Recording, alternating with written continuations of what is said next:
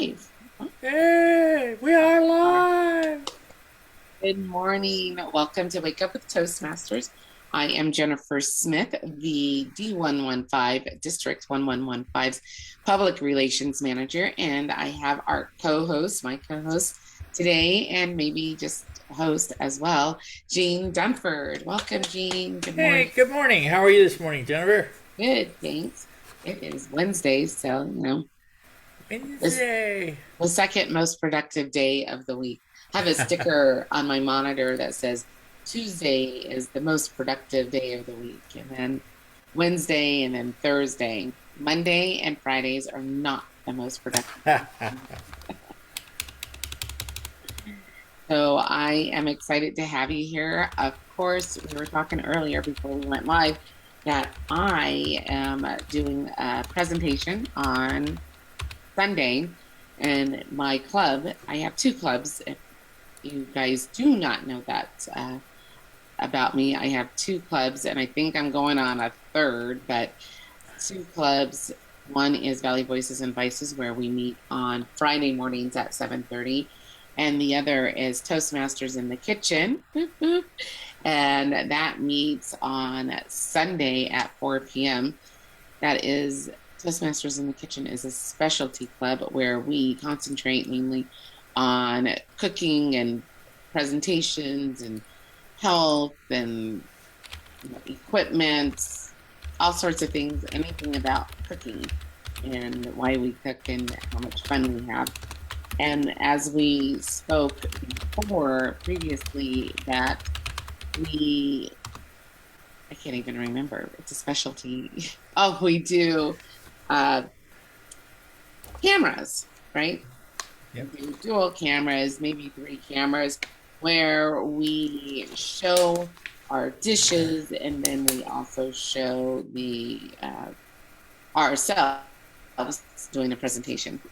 So that's pretty darn cool how we actually do it. So this Sunday, I'm actually invited our local members to our house, to my house, and we are going to do kind of like a hybrid presentation because we are here all the time. We don't get to see each other. So I figured that's what we'll do. And my presentation is the theme is home cooking, what we call it, and or welcome home because we get to actually see each other on the presentation or together. Anyway, it's a little early. So I'm working through pathways, and one of our difficult thing to do is to prepare a speech through our pathways that also incorporates cooking, right? Right. And my page that my path that I'm working on now is called strategic relationships, and the paths that we choose are paths that help design us with certain things, such as leadership, being humorous, communication, coaching. There's a few. Do you know all of our paths, Jean? No, I'm in like six of them, but I don't know all of them. So this one that we're in, oh, communication visionary or visionary communicator, that's another path that I'm working on. But this one in particular is about building relationships and relationship strategies. So my next level that I'm working on is about cultural differences. And how cool is that? That I will be able to incorporate building a speech with cooking on cultural differences, diversity. You think? I can hear you typing. Oh, I guess I should mute. I'm sorry. Except for I always ask you questions. So anyway, so it is kind of cool that I'll be able to do that. And how would a member, be able to incorporate the the speech that is designed or the path that is designed with pathways in Toastmasters International and cooking? So I figured that first of all, we went through before, let me share this. We went through before how we determine our path. Let's see if I can actually find it. Here's us. And let's go to Toastmasters International. Some ad has been blocked, so we are just going to get out of that. If you're talking, Jean, you are on mute. And let's go to my path.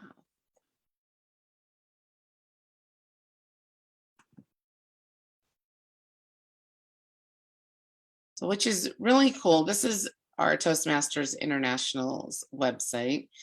And I'm sure you've seen it with Ken and Phyllis. I think you've seen it with me a couple of times. And we are going to not choose a path. We're just going to go to our base camp.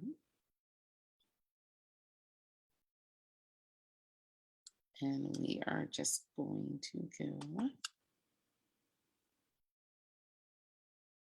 This is almost like our Toastmasters in the Kitchen presentation, that when we are cooking, we always have to talk.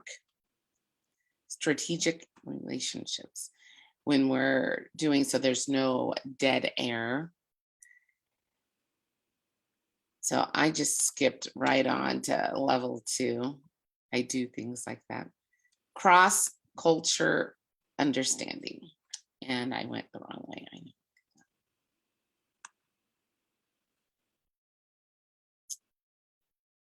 You're going to launch. I hope they change that, Jean. That launching and that link, because it doesn't make any sense to me. Why even have it?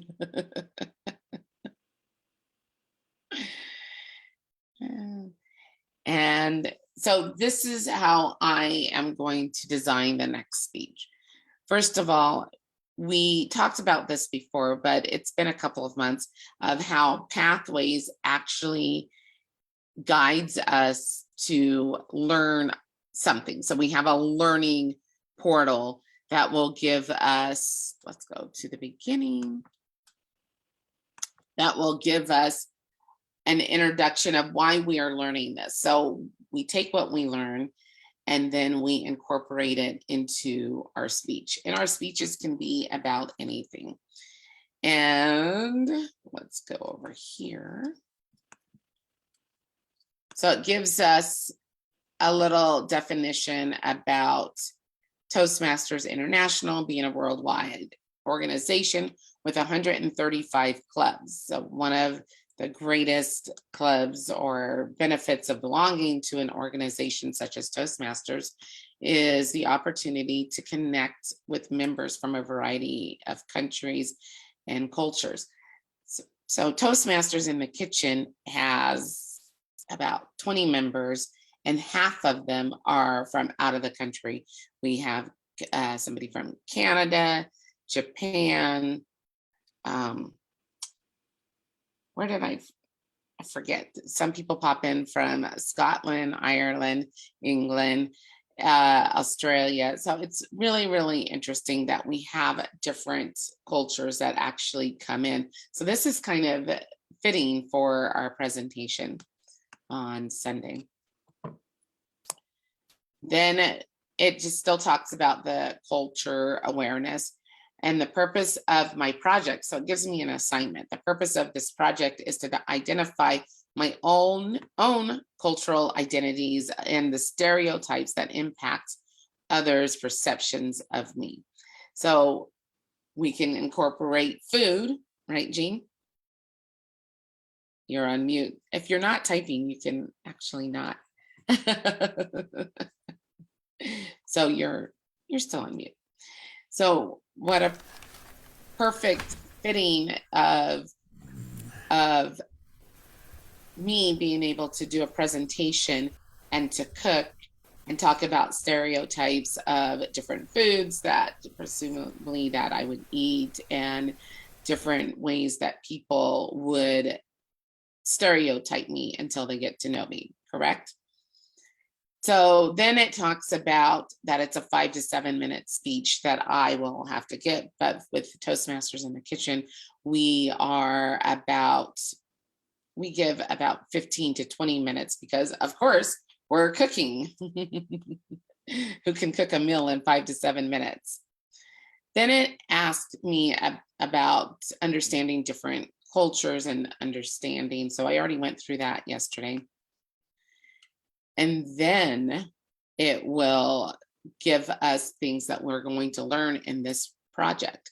Understanding the definition of culture, understanding the need for culture awareness, acknowledge the impact of stereotypes on my own life and the way that I view others, recognize the importance of respecting the customs and etiquette of other cultures, demonstrate culture awareness in interaction with others. Now, with Toastmasters in the Kitchen, we do have a welcome, how do I want to say it? A welcome speech. And part of it is stating, understanding that we have people from different cultures and understand that some things that they do may appear offensive, but to us, it's not. So we have to be aware of the interactions with our fellow Toastmasters. And that would even be with amongst ourselves anyway, as Americans or just Toastmasters members. Some people are easily offended, that they perceive something one way and you don't mean it that way. So, yeah, we got to be careful with that with different cultures. Exactly. Different cultures, different people, different parts of the states, right? Yeah. Carol's online with us. She was talking about one of her favorite projects was dealing with a difficult audience. Have you done that speech? I have done that speech. That's a fun project. Yeah, that is fun. With a smaller group, sometimes it doesn't work very well when we're doing that. But with a large group, it does, because you can, and one of the things about Toastmasters, it's preparing you, correct? You can get into situations where people are asking you questions and not paying attention and repeating themselves and interrupting. So you have to deal with that. Just as when Jean was typing, I'm like, oh my gosh, you're distracting me, because you hear that repetitive noise and it's like, I can't get the words out that I need. But did you see him like, Jean, you need to mute yourself? And you learn some of those things, because a lot of people who are doing presentations a lot haven't learned that finesse, and Toastmasters will give you guidelines to be able to do that. Thanks, Carol. We love Carol and her interactions with us. And thank you for watching. So now the pathways is telling us to, or giving us an explanation of defining culture, which we all would think that we would know what culture is, but it actually spells it out a little bit more so that we can definitely understand. Then we talk about the culture awareness, the diversity, the beliefs and values.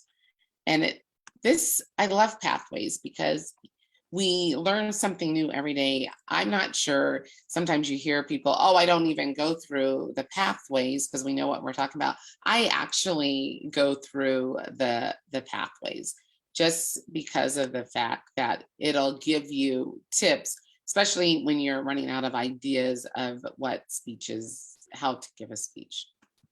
So diversity, values, and beliefs. It defines. Then it defines a little bit more of develop awareness. I'm not going to go through all of the definitions. Broaden your view, understand your stereotypes, learn about individuals, recognize attributes, and consider the source. We'll do the consider the source. When your understanding comes from media representations, conversations from your peers, from your own culture, or other indirect sources, you may want to draw conclusions only after a conversation with someone from that culture. If you allow your interactions to inform your understanding of a new person or a group, there is less danger of making an unfair or overly narrow assumption. Get to know the person, not what you hear, and generalize the culture or the people. Just kind of some of the things that we're going through right now with the media and the war. We do, if people want to, and I don't want to be political, but people want to set themselves away from the Russians. Well, you can't do that, right? Just because one person has one idea doesn't mean everybody has that same idea. So then it talks about understanding the cultural diversity. And then we explored a little bit more, understanding culture diversity. This is the cool thing right here, is that it's defining, we can define our own culture diversity, and Toastmasters will give us a little chart on what is your, who are you, do you, what are your stereotypes. So this right here could be our foundation of being able to give our speech the way Toastmasters is asking us to do.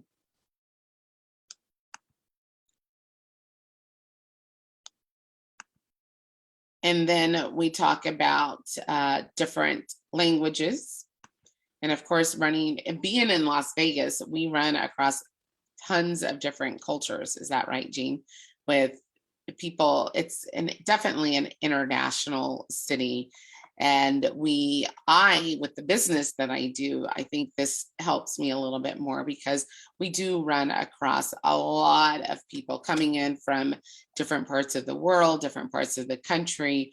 And we are a couple of things, see them face to face, we talk to them on the phone, we talk to them in email. So sometimes when we're having conversation, we have to understand that not everybody communicates the same as we do. And first of all, we have to find their preference of communication. And then when we type, we have to be more factual, more direct, so that there's nothing that is fluff in our email. They even said through here in the path, it says, try to stay away from "it's raining cats and dogs," because that's not something that people will hear all the time. What do you mean it's raining cats and dogs? I don't see the cats and dogs coming out of the sky. There's a lot of sayings we use as Americans that we have, what we usually say, like cats and dogs, or you're breaking my heart, or anything like that. Mm-hmm. That does not mean what it is actually implying. Yeah. And that's one thing. As a culture, we have that. Other countries have similar things happening in their culture too. So that when we're communicating, if we start going into slang, or start going into words that we use that mean one thing here mean something else somewhere else, we have to be careful and choose our language better when we're dealing with various cultures. Yeah, absolutely. It's a great project that you're working on. Yeah, I think it's definitely will help. And that's one of the things that we talk about in Toastmasters, that what we learn here will help us in our outside worlds, in our work world, our home life, our other organizations. So it is definitely a great project that we are working on. And you can take it back to your other co-workers or to your family. And as we are understanding cultural diversity, when organizing or participating in an event in a variety of cultures which will be represented, take time to consider the needs of individuals as well as cultural groups. Review the following list to launch a conversation with other organizers or to prepare for varying needs. So Toastmasters International is having their annual conference. The actual organization is having their annual conference in Tennessee. I am sure that the staff is going through, for each country, understanding the cultural differences for, our fellow Toastmasters from India, our fellow Toastmasters from Asia, Japan, China, I'm sure that we as an organization are going through and making sure that the staff that they're interacting with has all of these cultural differences and beliefs about eye contact and greetings and appropriate gestures so that they're not offending anyone. I really like that. I'm pretty sure they are. So then at the end, they're saying review and apply. How do you define culture? What is the value of your cultural awareness? In what ways can you show respect for customs and etiquette of other cultures? And how does awareness of cultural differences help you be a better communicator and leader? So once we can answer that, we will then be ready to prepare for our speech. So just have about 5 more minutes. And this is the outline of the speech and when I do my presentation on Sunday, the purpose of this project is to identify my own cultural identities and the stereotypes that impact others' perceptions of me, give a 5 to 7 minute speech about the culture in which I mostly identify and the personal impact of stereotypes commonly associated with those cultures. I may need to spend time researching stereotypes, belief about my cultures, especially if I'm a member of the most dominant culture in my geographic area. Be aware that all cultural identities have some sort of affiliated stereotype, even if it's obscure or uncommon. So I get to have fun with this, especially because it's about cooking. And then it just gives us little check boxes, complete the defining cultural identity resource, which we saw the little chart, schedule my speech with my Vice President of Education, and you know who that is because Ken and Phyllis have talked about it. Write my speech, rehearse my speech, and then after I give the speech, I get to assess my skills versus what I did at the beginning. So for those of you who are out there watching, this is how we as Toastmasters develop a speech. And so it's not something that we always have to come out of the air. See, that's another cultural gesture and saying that we don't have to produce something that just because. We have ways that Toastmasters has given us to actually trigger our minds and for us to be able to do a little research and be able to develop and organize a speech and then present it. So I'm sure we are going to record that with Toastmasters in the Kitchen. So stay tuned if you want to know more about that presentation. You can always ask me in the comments and I will share our Toastmasters in the Kitchen link. If you are local and you want to come and have some dinner with me on Sunday, message me and I will send you my address. So we're going to have some fun. Jean, do you have any comments on that? I thought this was a great meeting, and a lot of people are commenting on your project, how much they enjoyed it. And Jean Williams commented about the fascinating aspect of your speech and celebrating different cultures. And Carol Wayman, she's also giving us lots of feedback too. So thanks for our Facebook followers. Yay, Facebook followers today. Well, Facebook followers, just a little note of we always give a little information about what is going on with the district this week. We do have our Division A and B contest. Cannot wait to see who is going to go to the our district conference in the contest.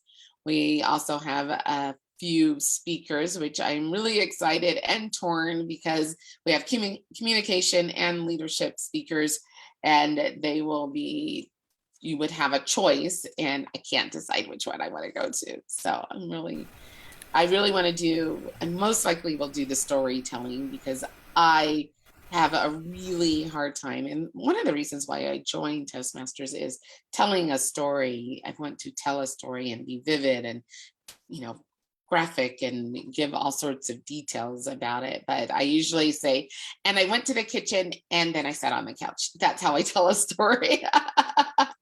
I don't tell you what I did in the kitchen, and that's how I lost my tooth, you know. Yeah, that's right. But what happened in the middle?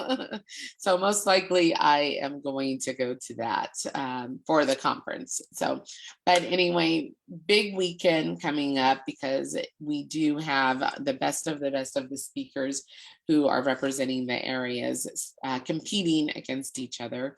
And then we have on the 30th C&D, same.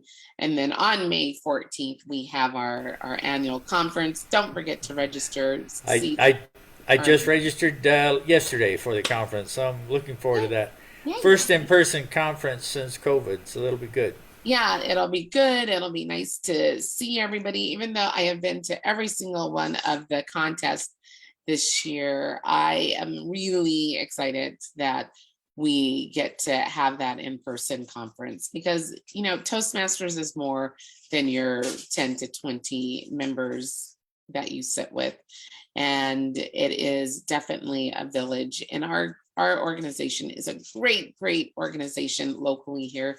And we're all family and I can't wait to see everybody. So Yeah, and you can join more than one club. I've been in as many as 6 or 7 at one time, which yeah.